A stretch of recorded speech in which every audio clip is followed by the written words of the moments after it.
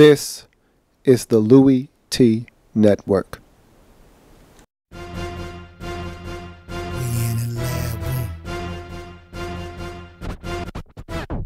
Man, I love some football. Man, I love some football. My favorite week is week 1, cause I'm watching football. But first comes the preseason, and I don't take a day off. And then it gets even better when your team makes the playoffs. 32 teams go hard for one thing. They work for one thing. That Super Bowl ring. 32 teams go hard for one thing. They work for one thing. That Super Bowl ring.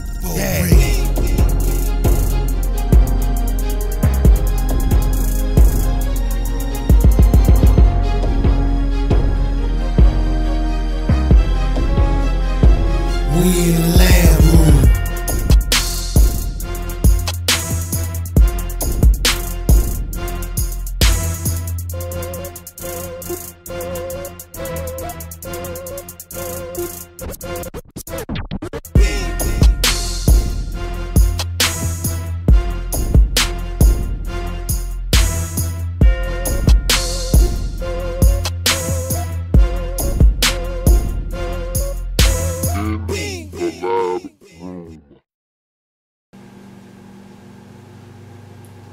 Who else could it be but me, your man, Louie T? Welcome to the program. You are in the lab room. Of course, I'm your host, Lou. Thank you for joining me. Week number 5 in the National Football League. Money, money, yeah, yeah. Money, money, yeah, yeah. Let's get it! The money game of the week. And I told you this was going to be a crazy one. Now, did I expect the barn burner that we got in this game between the Cleveland Browns and the Tennessee Titans? Did I expect this game to be historically good? No, I didn't. I couldn't have predicted that. But what I did know was this was a toss-up. Heads, Cleveland Browns. Tails, Tennessee Titans. And so this was anybody's game. That's why I made it my money game of the week. And so this was a game that I was looking forward to watching because, as you know, I'm a sucker for the Cleveland Browns. I'm a sucker for Mike Patton. So I thought that coming off the bye at 1-2, having been ultra competitive in all 3 of their contests, including a win in week number 2 versus the New Orleans Saints, that I felt like they could steal this one on the road against a Titans team that's struggling to find their identity.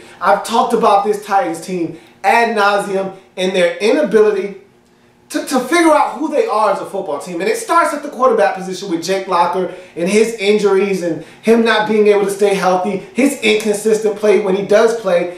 I expected the defense to struggle. I said it's the mandatory year of struggle when you make a philosophy switch from a 3-4 to a 4-3 or vice versa in the case of the Tennessee Titans. And so I expected them to struggle defensively. I expected them to be more sound offensively, especially with Ken Wisenhunt coming on board. I expected him to make some things work, and it just hasn't worked out. And again, it all can be traced back to Jake Locker and his struggles, not only in being a consistent quarterback, but just staying healthy. That's something he struggled with throughout his career. So I expected the Browns to be able to come and take one. But what happened in this game and the events and the way they took place, I couldn't have predicted that. Let's jump into this game. It was a lot of fun. Jake Locker in rhythm early on in this game. And Jake Locker is at his best when the short passing game gets underway. He's able to be mobile, use his mobility out of the pocket. Coming into the league, Jake Locker's strength was getting out of the pocket, throwing from outside of the pocket. And so once he gets outside of the pocket and he can make things happen, and then the things start to open up for him in the pocket, he can get the football out of his hands quickly, then he starts to drive it down the field and everything's available to Jake Locker. Early in this game, he had it going. He started this game 6 of 6. Jake Locker was hot, and so this team was moving the football and they were scoring points. And they draw a pass interference on Joey Snatches. That sets up an 11-yard catch and run for Kendall Wright. They run a speed out. Kendall Wright catches it, makes a guy miss out in the flats, gets up the field, dives into the end zone. It's 7-0 just like that. Titans on top of this Browns football team. That's the end of the first quarter. Titans up 7-0. We jump into the second quarter, and Mike Patton talked about this Browns defense needing to tighten up the screws on the rush defense over the bye week and how he thought they would come back much improved after the bye week. Well, I couldn't tell after the third Titans drive of the game, as the Titans used 7 plays, 6 of which were runs for 75 yards. 6 runs, 75 yards. And they were getting it from multiple directions and multiple ball carriers, including Jake Locker, who took it in the end zone himself from 12 yards out. But he takes a shot when he gets there. A forearm shiver.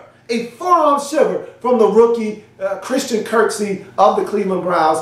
Puts him down, and the nasty part of this hit wasn't just the fact that he caught a forearm shiver as he was going down. He hit his head on the turf and it bounced. I said, hey, see you later, Jake. You're done. You got a concussion. I won't see you for the rest of this game. And so I thought that was it. I said, well, at least I can say one thing. Jake left the Titans in a very good state when he left the game. They were up 14-0. I said, hey, look, Charlie White Shoes, all you got to do is come in and not throw this game away, and you should be able to come away with a victory. Not saying that 14 is enough to win, but you're in a good spot. If you could just put up 10 points yourself, and you got basically 3.5 quarters to do it, because Jake made quick work of those 14 points. He did this in just about, I'd say about 1.5 of work. So I'm saying to myself, hey, if you got essentially, 2.5 quarters left, why not take advantage and put 10 points on the board? You should be able to win with 24 against this Browns team. At least that's what I was thinking. So I said, all right,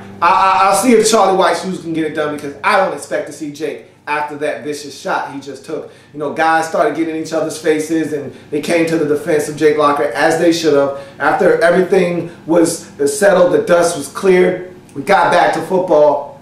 Browns get on the board via the running game, and especially Ben Tate. I thought Ben Tate was strong in this game, especially early on. In the first half, he was the only bright spot for this Browns team, and this was his first game back. He missed a couple of games due to an injury that he sustained in the first game of the season versus the Steelers. So he was back for the first time, and he looked damn good, and he was running the football effectively, and he helped them get in the field goal range and make it 14-3. Locker comes back in the game. I was surprised. I said, are you guys telling me a story here?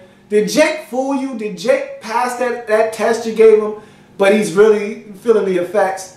They said, nope, he just got his bell rung. He's fine. He's back in the game. I said, okay, fine. So Jake comes back in, and he picks right up where he left off. It takes the team right back down the field. I said, man, Jake looking sharp today. Maybe we're getting that 2013 first 4 games of the season, Jake. Maybe that's what we're getting in this game.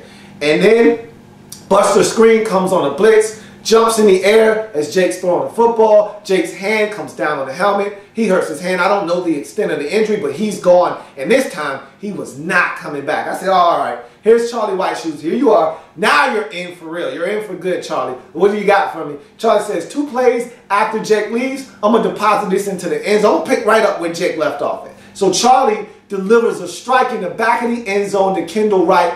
He gets his feet down in the back of the end zone. Beautiful catch. And it's 21-3. Who knew that the Tennessee Titans would be firing on all cylinders to start this football game? The Browns are in trouble. Did they forget that they were supposed to play this week? The bye week was last week, Cleveland, not this week. Wake up. What are you doing? So it's 21-3. Titans are dominating at this point. Right after that, Browns give the football back to the Titans, and Charlie White Shoes says, hey, man, I'm feeling hot, man. Feeling hot, hot, hot. Just so you know how hot I'm feeling, hey, Jay Hunter, go deep, man, go long. And he hits Justin Hunter in stride for a 75-yard touchdown. And I told you, of all the receivers in Tennessee, Justin Hunter is the one that, to me, looks the part the most of a #1 wide receiver on that football team. And on that play, once he got behind the defense, they weren't going to catch him. You knew this. It's now 28-3. Titans, they've won for all intents and purposes. This game is over. At least that's what I thought. I said, man, Tennessee came out and blazed those boys. What is going on? So I'm thinking to myself, man, Browns really blew it here. Here's an opportunity to get back to 500. You're coming off of a bye, got a lot of momentum. You feel good about the way you started the season. You go on a bye and you come back and you play way worse than you've played all season long. Where they do that? And so I wasn't sold 100%. I was 99.7% sold that this game was over. But in the back of my mind, I still had a sliver of hope. I said, maybe, just maybe, if the Browns could get something before the half, this could still be a ball game. That's what I said to myself. Did I believe it?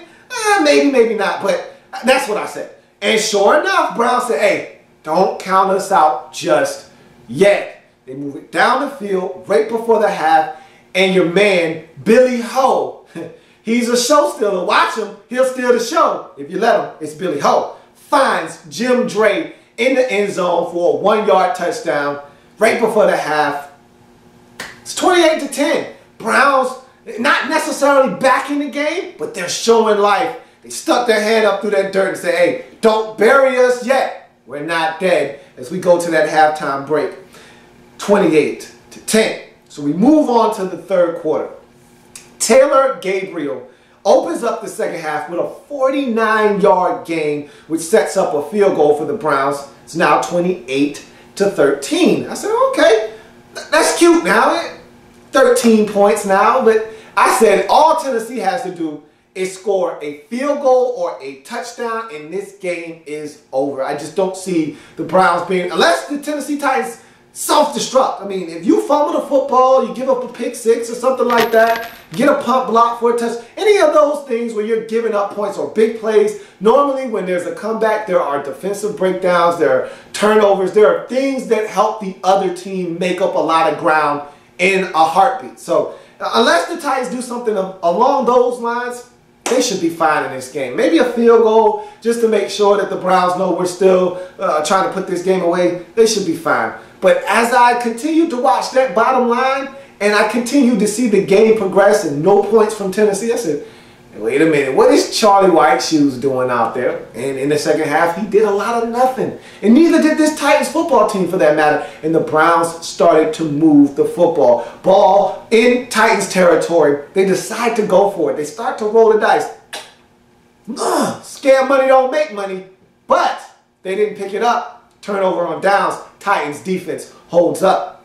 Then Travis Benjamin, and this is what bad teams do right here. Travis Benjamin muffs a punt, and they had taken him off of punt for this very reason, because he had had trouble holding on to the football. And he muffs a punt. Marquiston Huff, who recovers it, is called for unsportsmanlike conduct. Oh no, that's what bad teams do. You would have had the football already in scoring position. This would have put the game away for sure. Instead, they get the football back, plus 15 yards. Ay, ay, ay.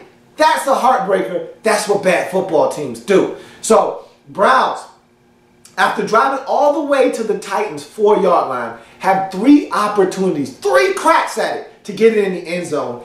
But Billy Ho can't hit a wide open hawk in the end zone.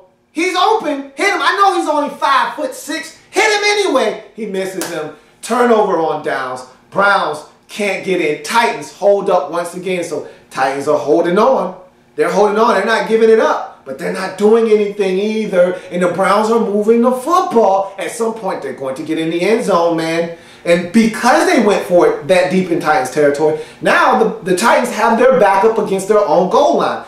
And the Browns force a 3 and out. Block the ensuing punt. Block it. It goes out of the end zone. Now it's 28-15. Now I'm scratching my head and saying, hey, I'm no mathematician. 2 touchdowns, carry the 1. Man, 2 touchdowns wins you this game 29-28. I said, now, Tennessee, the ball's in your court. Can you just get a field goal? Just get a field goal. And all of a sudden, they got to go for 2 twice. You probably win the game. The chances of getting 2 two-point conversions, very small in this league. So now I'm saying to myself, we got ourselves a ball game here, folks. These Browns, we've seen them do this before. Don't count these guys out. So then Brian Hoyer throws an interception to Cody Sensabaugh, and he takes it to the crib. This game is over. Just when you thought the Browns were making a power move, Titans put them to sleep. I said, okay, it's over. It's done. But that's negated by an illegal contact penalty. That's what bad teams do. That's what bad teams do. They give away, hey, you made a play make your play, and get in the end zone. No illegal contact, man. So give it back. Come on. Give me my football back. Browns get another opportunity. Then Hoyer finds Travis Benjamin on a 21-yard touchdown strike. Just like that. Boom. It's 28-22. Uh-oh. Titans hearing footsteps. They're looking behind them. They see the Browns coming. Browns are coming. Titans are like, man, they're getting awfully close. Now, there was a time when I didn't even see those guys. Yeah, they're coming right now. And so, if you're Tennessee, you got to do something. The time is now. Tennessee tries to put together a little drive, but Mike Patton challenges. A Delaney Walker first down on third down. He tried to catch the football. He didn't stretch it. He thought he was past the first down marker. The officials gave him a favorable spot. Mike Patton challenges, and what a beautiful challenge it was. It's overturned. He was short of the line to gain. It's 4th and inches. Did I agree with this call to go for it? I probably would have punted the football, but again, I am in the thought, and I am in the school of thought, that if you can't pick up inches, if you can't pick up a yard, you don't deserve to win the football game. So I don't blame your head coach for going for this. I don't blame Ken Wisenhunt for rolling the dice and saying, hey, it's inches, man. We should be able to get this. Our big guys against your big guys, my big guys should win. I should be able to get inches. Well, his big guys didn't win. The Browns stopped Charlie White shoes on a quarterback sneak. It's Browns football, and guess what? They're right there in scoring range. Now, field goal does you no good here. You need a touchdown, but hey, you're only about a good 4, 5, maybe 6 good plays from getting into the end zone and taking the lead. And so that's what that gamble did. It gave up great field position. But I'm with Ken Wisenhunt. If you can't get an inch, hey, you don't need to win the game. You don't need to win. You don't need to win the game. So Browns take over. Completions to Austin, Miles Austin, and Gabriel leads to a Travis Benjamin 7-yard touchdown with 1:09 left.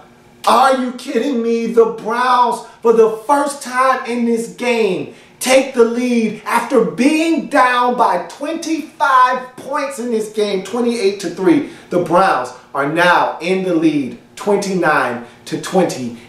Titans have one last chance though. Charlie White shoes, 1:09 left. He's got some time. They pick up a first down or two. They're trying to move the football, and then they run into a brick wall called the Browns defense. They're able to stall them out. They can't pick it up on 4th down, and the Cleveland Browns rally all the way down 25 on the road against the Tennessee Titans and win the game 29-28. Money, money, yeah, yeah. Money, money, yeah, yeah. Let's get it! The Browns, who I picked to get it done in the money game of the week, made me look like a genius. I can't believe it. I had to see it with my own eyes to believe that the Tennessee Titans blew this lead at home to the Cleveland Browns. One thing I must say about the Browns, they've proven this all season long. You can never count these guys out. Mike Patton has them believing. Believing in what? I do not know. Don't ask me. I can't tell you. But he's got them believing nonetheless. Remember week 1? Steelers had them down 27-3 in that game. They rallied all the way back only to lose the game 30-27. This team is fearless. Doesn't matter what the score is. If they've got time left in the game, then they feel like they've got a chance. And this is a scary group. They're the new cardiac kids. Don't sleep on the Cleveland Browns because they're a dangerous group. And they've got nothing to lose. They're just out playing football, man.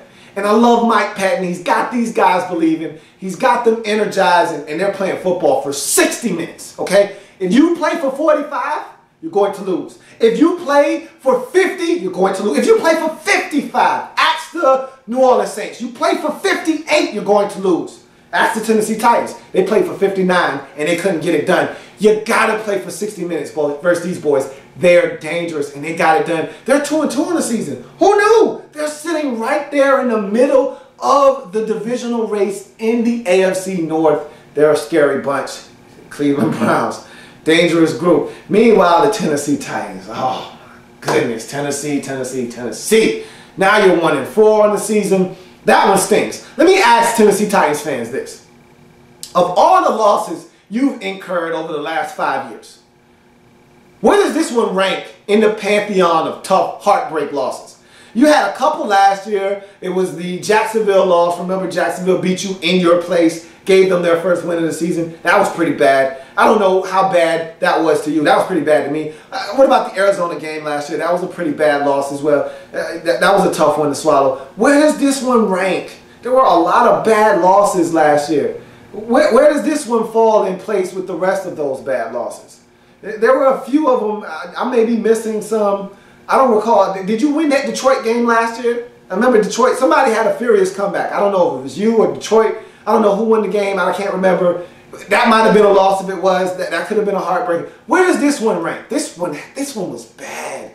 Where does this one rank? If any Titans fans are watching, I'd love to know the answer to that. But the Titans are at a point now where, you still can't start panicking and start making a whole bunch of wholesale changes. Again, to the veterans on this team, you can't send the message that we're packing it in. You got to stay the course, even though you're 1-4. It's not over yet. You still can salvage some things. You don't know what's going to happen. It's still young, is this season. So it's tough, though, when you're 1-4 and your quarterback keeps getting injured and you really don't have any continuity, you don't have any consistency. It's tough to hang your hat on something because there's nothing concrete with this football team from week to week. But one thing's for sure, you got a good head coach. Hopefully you're able to right this ship this season, but it doesn't look good right now. This is a tough one to swallow right here if you're the Titans. This one, man, this was bad. This was all bad. Titans are now 1-4 in the season. Browns now are 2-2 back to 500. Big win for them on the road. Man, Billy Ho, the whole group, Travis Benjamin, after his fumble issues on special teams, he came up huge with 2 second-half touchdowns. They came back, they rallied, big win for them. That's going to do it for this money game of the week. I thank you for joining me. If it happens in the National Football League, whether big or small, we cover it all here in the lab room. Come back and join me as I've got a couple more games in week number 5 of the National Football League to attend to. I will see you in a bit.